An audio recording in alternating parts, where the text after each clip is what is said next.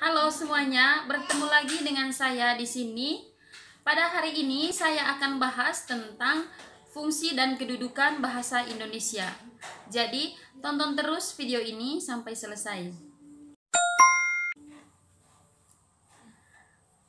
Baik teman-teman di rumah, bahasa Indonesia memiliki fungsi dan kedudukan sebagai bahasa nasional dan sebagai bahasa negara. Jadi, antara fungsi dan kedudukan bahasa Indonesia sebagai bahasa nasional dan fungsi dan kedudukan bahasa Indonesia sebagai bahasa negara ada perbedaan ya. Jadi, fungsi dan kedudukan bahasa Indonesia sebagai bahasa nasional itu ditetapkan pada Sumpah Pemuda. Kemudian, ada beberapa fungsi dan kedudukan bahasa Indonesia sebagai bahasa nasional, antara lain yang pertama, lambang kebanggaan nasional, kemudian lambang identitas nasional, kemudian sebagai alat pemersatu berbagai suku, bangsa, dan latar belakang sosial budaya dan bahasa yang berbeda-beda. Dan yang keempat, sebagai alat penghubung antar daerah dan antar budaya. Sedangkan fungsi dan kedudukan bahasa Indonesia sebagai bahasa negara ada 4. Yang pertama, sebagai bahasa resmi kenegaraan. Yang kedua, sebagai bahasa pengantar dalam dunia pendidikan. Yang ketiga, sebagai bahasa resmi untuk kepentingan perencanaan dan pelaksanaan pembangunan nasional serta kepentingan pemerintah. Dan yang keempat adalah sebagai alat pengembangan kebudayaan, ilmu pengetahuan, dan teknologi. Itu dia adik-adik. Saya akan menjelaskannya satu persatu, mulai dari fungsi dan kedudukan bahasa Indonesia sebagai bahasa nasional. Yang pertama, sebagai lambang nasional. Nah, adik-adik di rumah, melalui penggunaan bahasa Indonesia, kita itu telah menyatakan harga diri, nilai-nilai budaya kita yang dijadikan sebagai pegangan hidup. Jadi kita diharapkan bisa menjaga dan mengembangkan bahasa Indonesia. Kita memiliki rasa bangga karena memiliki dan mempunyai bahasa Indonesia.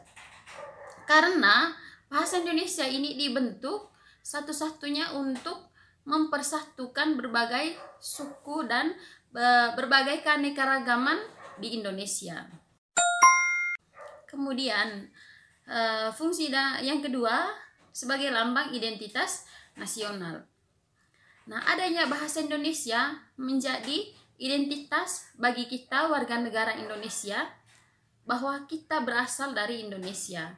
Jadi, kalau misalkan kemana-mana kita pergi di suatu tempat, kita menggunakan bahasa Indonesia, apalagi kalau kita keluar negeri, kita bisa menggunakan bahasa Indonesia dengan orang-orang yang berasal dari bangsa Indonesia. Jadi bahasa Indonesia itu adalah lambang identitas diri kita yang dinyatakan kepada orang lain atau kepada bangsa lain. Kemudian yang ketiga, adik-adik, sebagai alat pemersatu berbagai suku bangsa dengan latar belakang sosial budaya dan bahasa yang berbeda-beda. Nah, ini kita tahu sendiri bahwa bangsa Indonesia terdiri dari beraneka ragam suku, kemudian berbagai suku juga memiliki bahasanya masing-masing. Bayangkan saja kalau misalkan kita berbicara dengan orang lain menggunakan bahasa dari daerah kita masing-masing, atau kita berbicara dengan orang lain, kita berkomunikasi menggunakan bahasa yang berasal dari suku kita masing-masing. Saya pikir kita tidak bisa nyambung dengan orang lain ya kalau misalkan kita tidak memiliki kemampuan berbahasa Indonesia. Jadi dengan adanya bahasa Indonesia ini, teman-teman, kita bisa berkomunikasi, bisa berinteraksi dengan orang lain yang memiliki bahasa daerah yang berbeda dengan kita. Contohnya, orang Manggarai bertemu dengan orang dari Sumba. Nah, orang Manggarai tidak bisa berbahasa Sumba, orang Sumba juga tidak bisa berbahasa Manggarai. Nah, agar adanya kegiatan komunikasi dan kegiatan interaksi antara mereka ini, maka gunakanlah bahasa Indonesia. Nah, itulah fungsi dari bahasa Indonesia sebagai alat pemersatu berbagai suku bangsa dengan latar belakang sosial budaya dan bahasa yang berbeda-beda.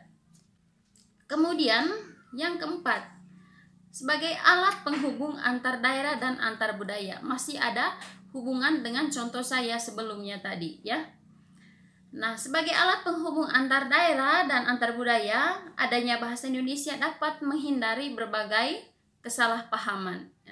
Kesalahpahaman akibat adanya perbedaan bahasa dan budaya. Nah, hadirnya bahasa Indonesia menjadikan segala urusan antar daerah tidak terhambat.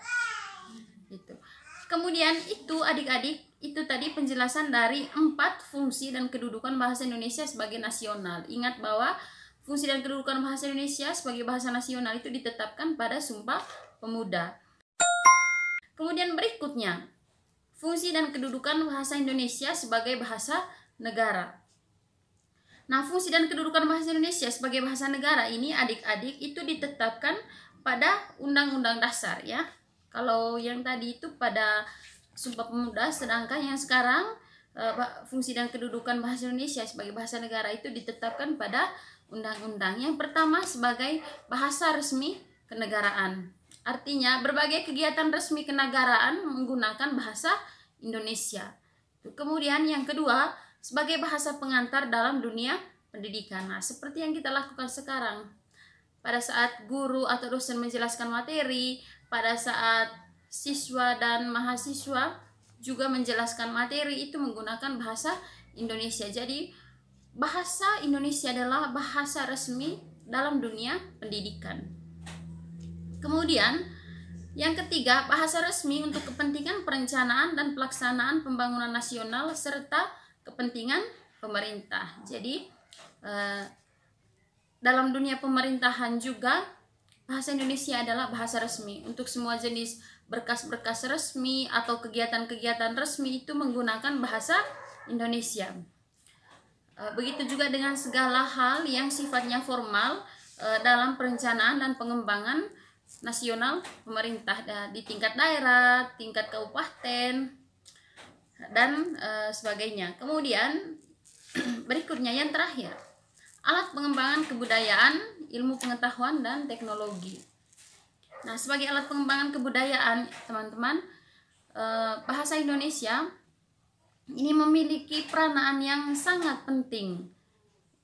Misalnya membahas tentang tarian caci. Tentunya dijelaskan menggunakan bahasa Indonesia agar dapat dipahami masyarakat di seluruh Nusantara. Kemudian contoh lainnya, saat kita memperhatikan petunjuk penggunaan alat-alat teknologi ya, alat-alat elektronik begitu. Nah, petunjuknya itu menggunakan bahasa Indonesia begitu. Itulah contoh praktis dari fungsi dan kedudukan bahasa Indonesia sebagai alat pengembangan kebudayaan, ilmu pengetahuan, dan teknologi.